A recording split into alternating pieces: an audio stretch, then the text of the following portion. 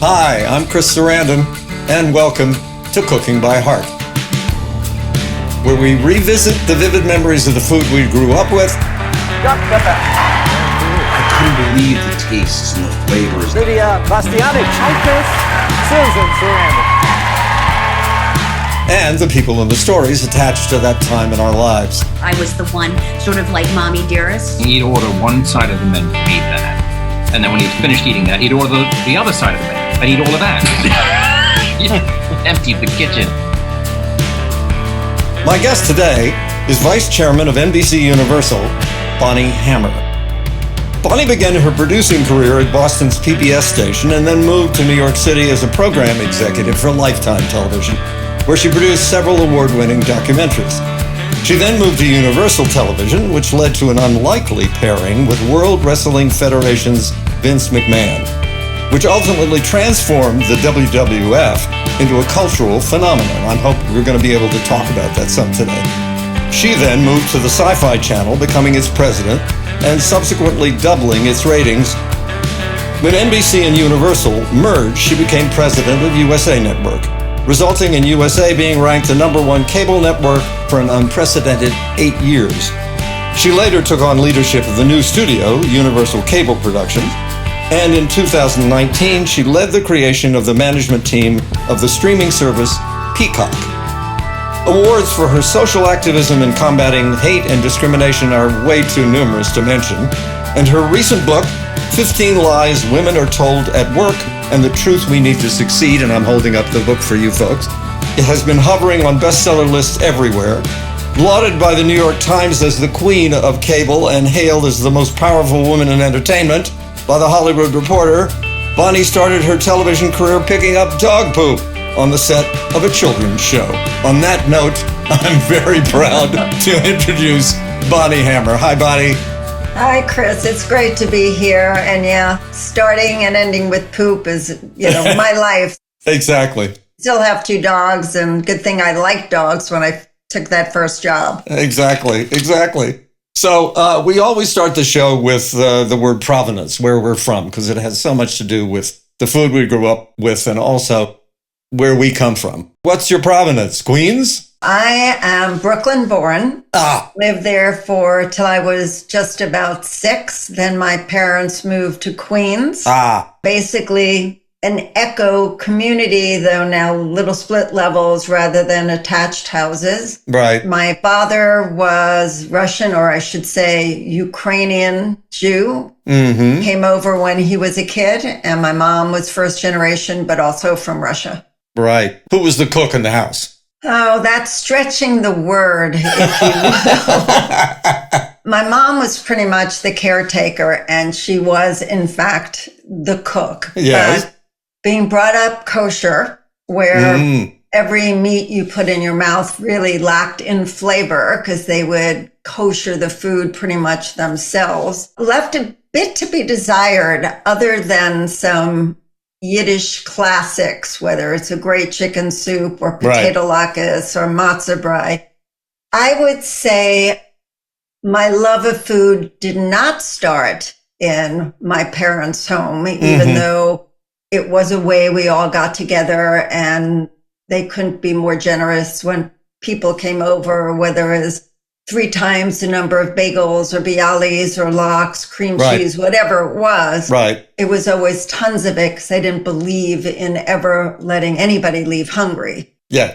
Really what saved me, I think, was both neighborhoods I grew up in were Jewish, Italian, Jewish, Italian, Jewish, Italian. Right. And because I wasn't a super positive thinker about my mom's cooking, I always gravitated to the neighbors who we were very close with and grew up on fabulous pasta, which is still a love today, but it's based on my neighbors, not my mom's. Right. How many siblings? I have an older brother and an older sister.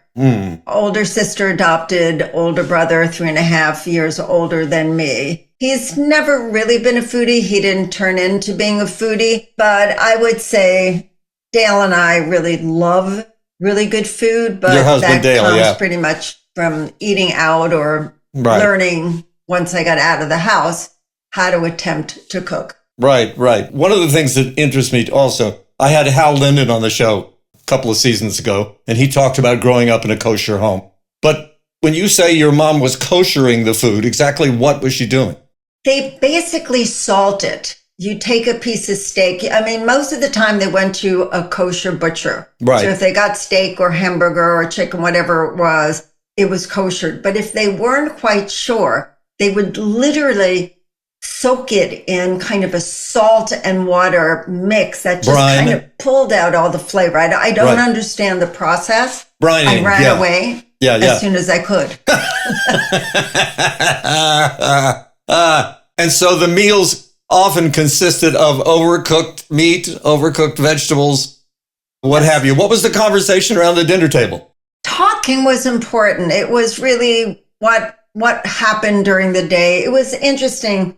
My father always left very early to go to the city for work, and sometimes would come back past the time the kids, we all had dinner. But yet we would sit when he came back and talk with him. And my father was more of a chopped meat eater or a soft food eater. But the conversations usually were about our day, his day, what's going on in school. It was definitely a time together, and Friday nights in particular, where my mom would light candles. She would say a prayer over the candles. We'd all sit down, and we weren't genuinely religious Jews, but we had certain traditions. Right. Culturally. Yes, culturally. And there was, I must admit, if I look back with pure honesty, there was a bit of hypocrisy in all of it. How so? We would go out to eat at Chinese restaurants, which clearly were not kosher. My father would pick the pork out of the dishes and think that was okay. On Sundays, every now and then, we would go out to, I think it was the South Shore seafood restaurant, and my mom would eat shellfish, all of which was not considered kosher at the time. Absolutely not. So it was kind of kosher in the house, but with lots of ways to break the rules out of the house. Right. Yet I did not have a cheeseburger till I went to college. Whoa. Because you didn't eat meat and milk. Cheese and meat did not go together. Right. It was the mixing of them. Yeah. Hal Linden described, because I asked him about it, and he said he thinks of koshering as or in a lot of the food traditions of Jewish homes, particularly those who came from the old country to the United States, as being the first Food and Drug Administration. That's a perfect analogy. Yeah. I love it. I love it. And that it was primarily a health concern rather than it's being a religious concern. That's what we were led to believe. However, when you look back on it, some of the traditions that stayed have absolutely nothing to do with it. The reason we didn't eat pork had to do with health issues and pigs for some reason. Right. Which... I mean, we lived with that when I was growing up, the whole idea of trichinosis and not, cooking pork until it was completely inedible. Yeah. So that you wouldn't get this, whatever this, worm or bacillus or whatever it was that was in the pork. Did you have family nearby? Were there grandparents? Unfortunately, my mother's mother died when I was quite young. We still lived in Brooklyn. So I was five or 6 years old. Right. And I never met my grandfather on my mother's side, nor did I ever meet my grandfather because he remained in Russia, couldn't get over. Yeah. On my father's side, and my grandmother lived with my father's sister in Brooklyn to the end of her time. And again, she primarily spoke Yiddish and Russian. So our communication was... we would go to visit almost every Sunday for a short visit from Queens to Brooklyn, but there wasn't a meal or food history around that at all. Right. It's interesting looking back how important food and talking over meals is within my family, to the point where, interestingly, Jesse, who's now 31, loves cooking himself. This is your son? This is my son, who's married, lives in Cincinnati now, really enjoys cooking. But what happened when he was very, very young, I always felt guilty that I was a working mom. I was in the city, traveled a lot for work, and missed a lot of the meals during the week or came back too late after he had eaten. And we made sure that Friday nights was our night to go out to eat to good restaurants. We never took him to fast food places or kids places. We felt that, you know, and when he was very young, he would sit on my lap in a restaurant and he would eat from my plate, never order chicken fingers or anything like that. Right. So Friday nights was our night to go out to eat and talk. And he would literally download the week. When he got a little older, he was a bit suspect of that. And so Dale and I made a rule that he could tell us anything, and we would not judge. That we had the right to bring a subject up later in the weekend or the week, but on Friday nights, it was time to download. Right. I made a promise when he got a little older that if he ever told us something, that we would never tell his friends' parents if it related to the parent. Right. Which we pretty much live by, except in one drug-related conversation. Right. I was going to say, there are always exceptions to the rule. Yes. But what happened with Jess is now, to this day, at the age of 31, almost 31, when you sit down with him, we have the best conversations. Yeah. It is like a push button for it's time to talk or agree to disagree or whatever it is, from politics to what's going on in his life to his relationships. It is a powerful thing that we did, that I did out of guilt, turned out to be such a wonderful mechanism for conversation. It's interesting because this is something that I've talked to any number of people about. And particularly, I mean, actually, Joanna, my wife, and I had this conversation this morning about why women have to calculate the cost of work and family. That is, why is it their purview only when, you know, there's so many men who miss out on these times to sit down with their kids at a meal, particularly at a meal, and have a round table at the table, or as you did, have a download with your son. We'll get into this a little bit later when we talk about the book, because I want to talk about your book, definitely. But I want to just follow the trail a little bit of you're talking about discovering a hamburger, for instance, or a cheeseburger. Were there any other food discoveries that you made when you were growing up? For instance, you said you were eating with the neighbors and you were getting this great Italian food. It was the realization that food could be and should be delicious. Yeah. And it can be simple. I grew up pretty much on a carb diet or a chopped meat diet. It was just food never really interested me. And it's interesting to this day. When I was young, my father always said, your eyes are bigger than your stomach. I would pile a plate of, stuff on a plate till it was full. And then I would take little bites and then leave 75% on the plate. And they were conscious, because they kind of grew up with nothing. They didn't like wasting food. And if they had leftovers, they would always give it to a local temple or local church. Right. But to this day, I'm a taster. I'm a better tapas person than I am eating a lot of any one taste. Yeah. And I think it's because I would put a lot of stuff on the plate. Nothing really tasted that good. Right. So I would leave it.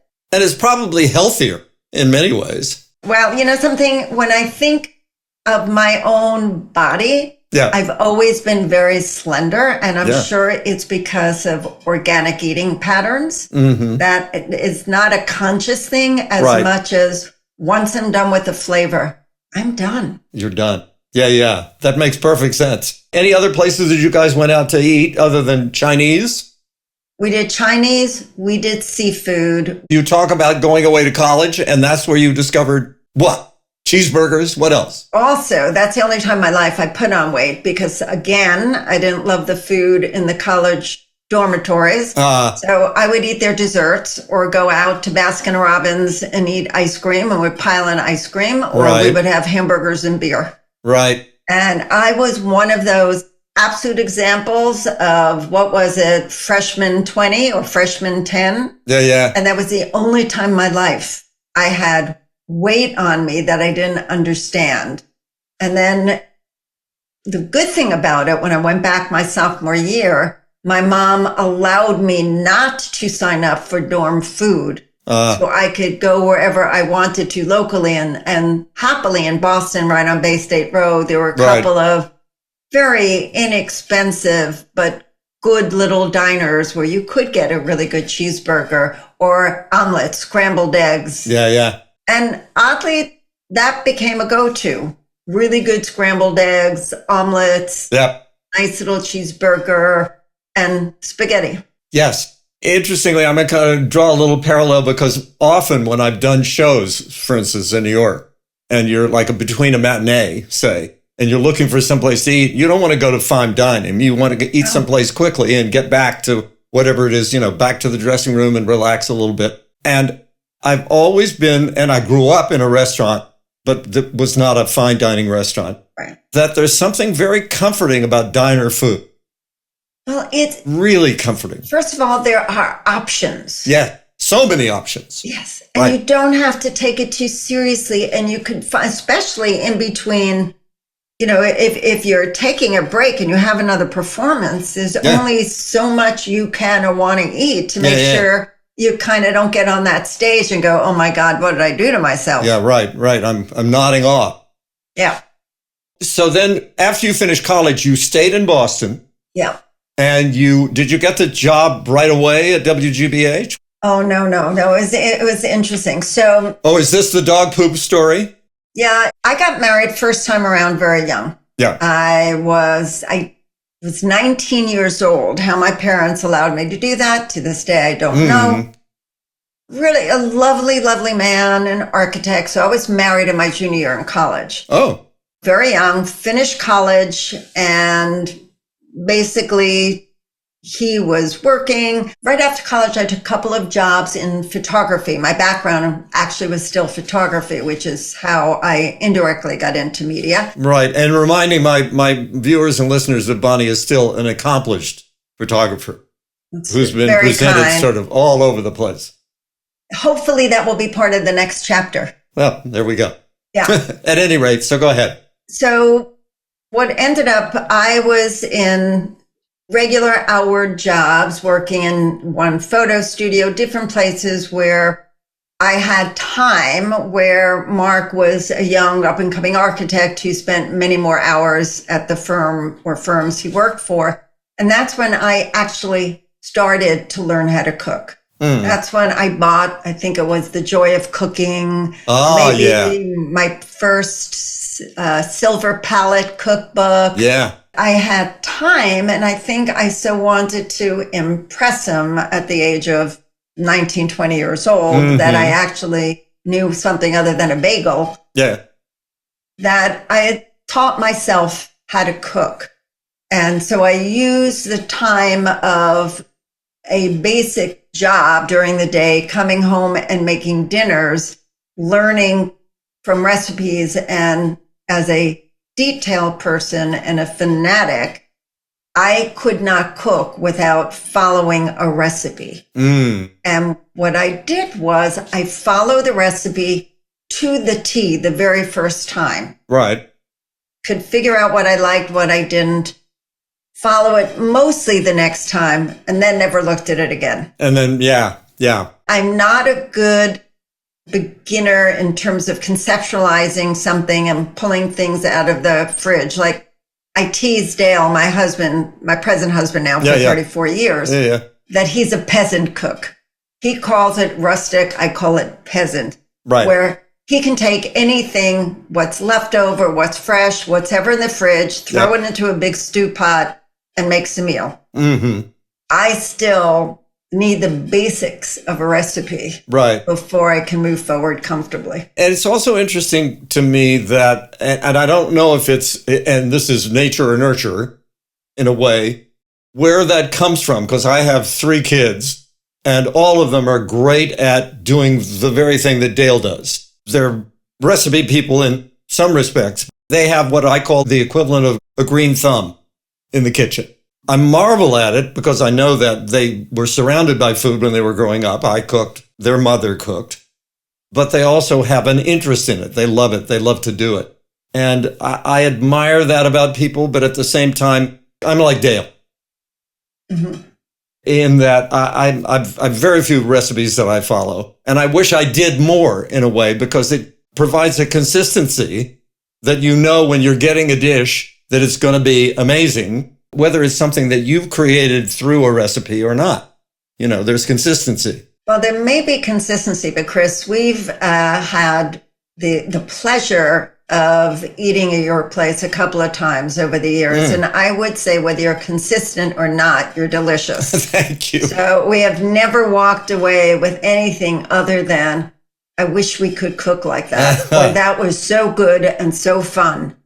And some of that's, by the way, I have to give my wife Joanna credit as well, because she's amazing in that regard. So the two of you are amazing hosts. Yeah, so thank you. We'll leave it. Yeah. Okay. All right. So now you're at this point in your life, you are a student. You ultimately, obviously, you graduate, you go to work.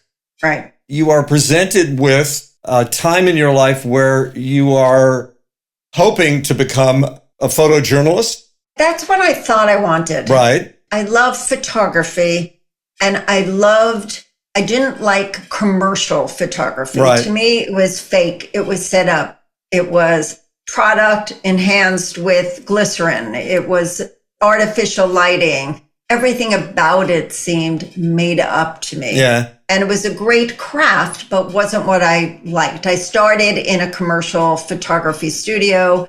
Then the only thing I could get hired for in photojournalism was ambulance chasing, but that too just didn't feel right to me. It was completely exploitive. It was a kind of thing that just was against my grain. Right. Doing art photography, being the next Cartier-Bresson, it was just, there was no one going to pay me to do that. Right. And it would have been nice to make a living. Yeah. So I went back to graduate school and got more involved in media technology, continuing on with the photography fantasy. Mm-hmm. And as part of an internship, they gave me a job freelancing, which means I was working for free on a kids' television show called Infinity Factory and taking photographs of the talent, the cast, all kids and a dog. And one day I was just about finished with graduate school and they fired 3 production assistants. And as you know, PAs are the lowest entry-level job you could have. Right. And they literally asked me if I wanted to take one of the jobs as a production assistant. And school was ending. I needed a job.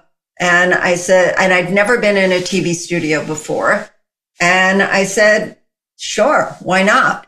And having watched the former production assistants, each one of them was assigned to a cast member. So I figured I'd be babysitting one of the 12-year-olds or 9-year-olds, going through their lines, working on their wardrobe, doing all of that.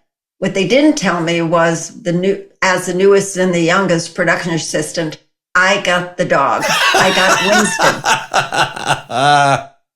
So I had to follow this shaggy-haired dog around the studio and made sure he was always in place for his shots. Right. And because it was a union studio, the union guys were not going to pick up poop. And he was untrained. God. He was what I call the Nepo hire. He was the producer's dog who probably was making more than I was making as a cast member. God. Well, there's no greater example of what can happen in one's life if one applies oneself along the way than Bonnie Hammer, who moved from picking up poop to be vice chairman of NBC Universal. But we'll leave that as it may. Now, one of the things I want to talk about, because it's something that my wife and I, Joanna and I, talk about all the time. And it has to do with something that you deal with in this extraordinary book that you wrote.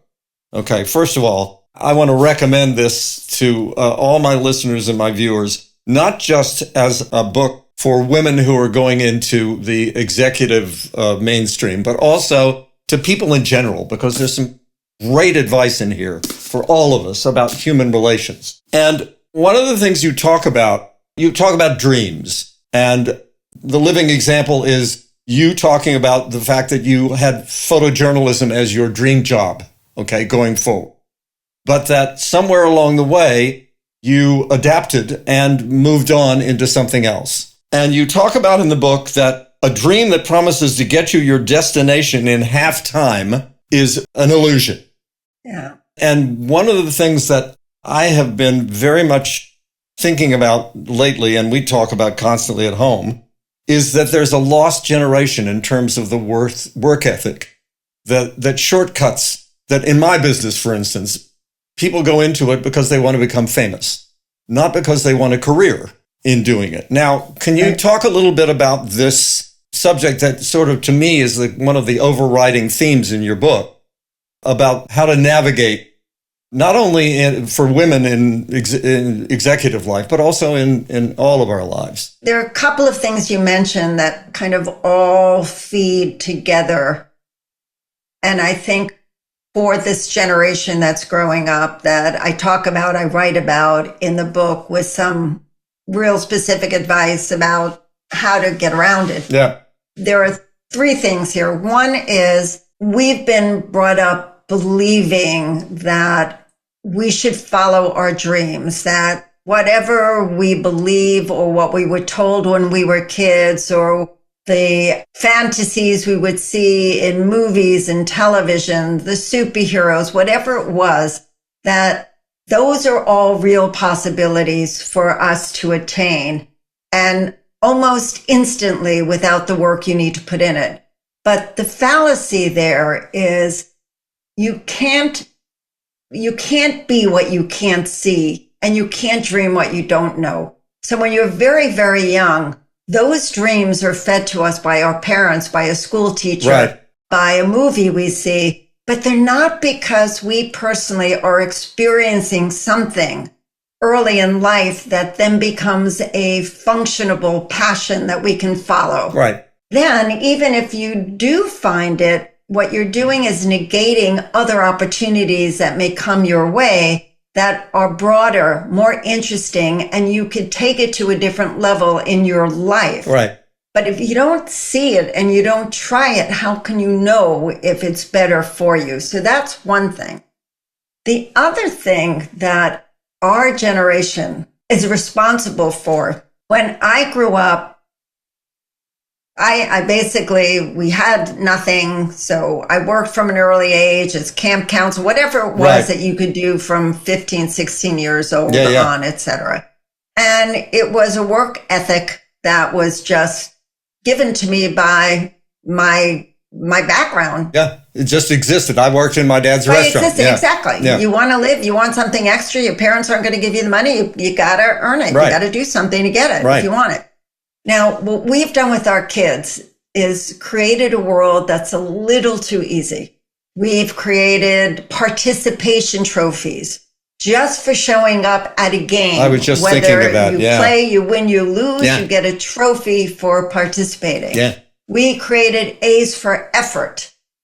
You know, whether you did a lousy job, whether you failed, you didn't do your homework. Basically, if you handed in a piece of paper, you got an A for effort. Right. So we created a world for the young kids growing up that they don't know what it is to work hard towards something, to get the reward at the end of a period of hard work, of pushing yourself, of learning, so that when you get an award, when you get a trophy, you realize I got this because I put in all the effort, I worked hard, etc. Yeah. So what's happening in the work world now are some very smart and some very interesting younger generation are coming into the workplace, but believe after 3 months work, they should have a VP title or they deserve a raise or they should be the CEO in 2 years. They don't understand the process. They don't understand how to expand within the job place, to want to learn, to ask questions, etc. And I see it as a constant it's more the norm than not. Yes. In the work setting that the kids these days grunt at grunt work. And granted, you go back to my start, you couldn't have a messier, uglier, crappier job than I had cleaning up dog poop. Yeah, right. Literally and figuratively. I was so happy I had a job that was exposing me to a whole new world in the television industry. Right. That I just put a smile on my face no matter how smelly the crap was, and just showed that I had a good attitude. And because of that, people wanted me around. People wanted to teach me. I wasn't afraid to ask questions about how to learn or to be given more. And that's what I try to get at a little bit in the book, at least in one chapter, of understanding how important it is to both, experiment with opportunities, but also be willing to grow and learn and ask questions and realize you don't know as much as you think you know. Yeah. Yeah. The thing that struck me as I looked over the book again, because I read it some time ago when the book first came out, was that you give this great advice in a very succinct, very clever way. First person, this was my experience. And so this is how it extrapolates to how this might affect you. And it's also beautifully structured. The book has an amazing structure to it. Thank you. I mean, for me, I wanted to make it easy to read. Yeah. I also felt when I have read advice books over the years, if the people aren't talking about themselves and their own screw ups in life and their own mistakes, etc., why do I believe anything that they're saying if they're so perfect as they write it? Mm-hmm. So I realized I had to be honest. I had to be willing to be vulnerable. Very. And I had to make it easy for people to hear the stories, but then here are 3, 5, 10 things you can do that maybe I didn't do. Right. In order to succeed whatever you're trying to do. Right. I had to be able to tell it in a way that was easily absorbable, but also believable. Yeah. And also funny at the same time. Yeah. Well, I have to read a couple of things, just a couple of little things. Bonnie puts a dictionary in the middle of one of the chapters. And this is one of the things that she does. She says, okay, here's the word yes. And then she puts the pronunciation of the word yes in brackets, which done. And then it says it's an adjective. Always means yes. Take it. And then stop talking. No. Yeah. An adjective often means not right now. Use the rejection as a challenge to get yes. Well, that's great practical advice. I mean, I think about that in terms of conversations that I have with my wife when we have an argument or we're discussing something. I mean, I find this book wonderfully useful, not just, I'm sure it's amazingly useful for young women who are going into executive lines of work or into the business world. But it's also a very practical book for people just in general. I recommend it very highly. Thank you. I also wanted to ask you, what is the genesis of your work? Because I know you do a lot of work regarding hate and discrimination and its effect on the culture in general. What led you to that? A whole bunch of things in the early stages of it. One, being brought up Jewish, and though not actively feeling anti-Semitism when I was young, because as I said, we were brought up in a Jewish Italian neighborhood that felt very, very safe. But when you got outside of the confines, it wasn't necessarily, and also because family members experienced the Holocaust directly, and that was always in the background of my parents' life and what was taught to us. However, later in life, it was my own family. My second marriage, as I mentioned, married 34 years. Dale has a daughter from a former marriage named Kime, who is now in her 40s.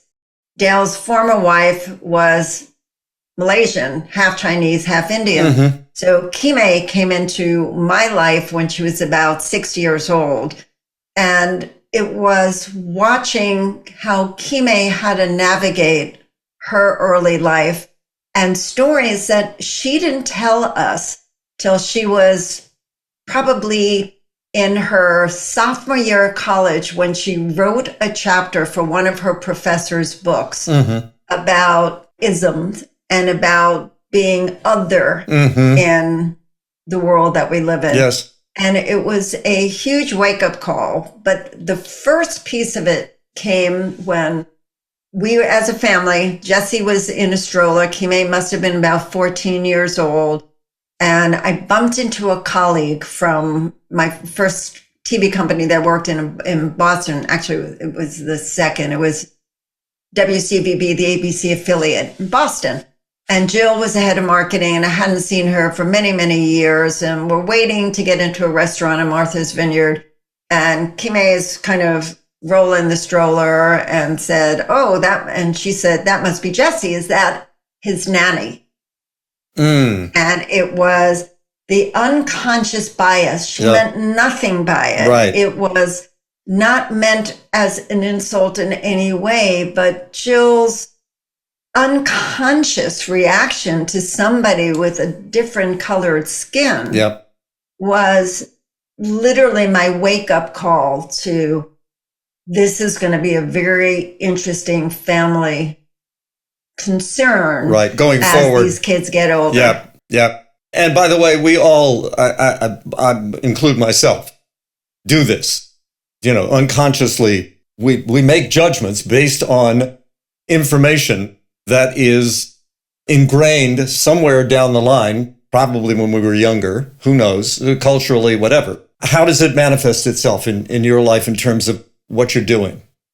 Well, so much of it is awareness and trying to get other people aware of the biases they carry, with no malice, with no evil intended. Right. But as you said, have been with us since its early days. In the 90s, I created a campaign called Erase the Hate.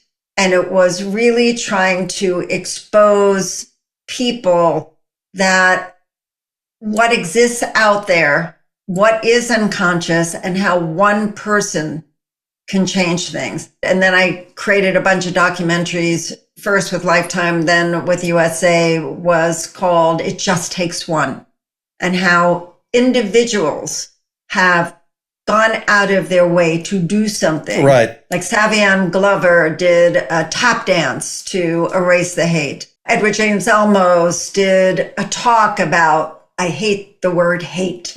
And we just created an environment where we expose people to isms and what they were all about, how they came to be, and why do you still maintain it? I think, frankly, what we did in the 1990s, well, before a world was like it is right now. I think it's more important now than ever, because our country is so divided. But that's a whole other topic for a whole other conversation. Exactly. I felt that I needed to do something personally, because this was something in my life. And now Kime is married. She married Ragupta, who is 100% Indian, born in Calcutta, obviously brought up completely in the United States. We have 2 grandchildren, with very beautiful dark skin. But when they see us all together as a family, you could see the curiosity of people quietly questioning. Yes. So I was very glad that at a very earlier time in my career, I started something that I believe was important, that we've continued. I think it was in 2018 or 19, USA brought back Erase the Hate in another form. So it is a legacy for me that I'm very proud of. Oh, well, you should be. I always conclude my conversations with folks with a particular question that I'd like to ask you. And it has to do with, if you're in a situation or a time in your life, if there's been a time in your adult life when you are exposed to a taste or a smell or a social situation that takes you back to a food memory when you were a kid, what would that be?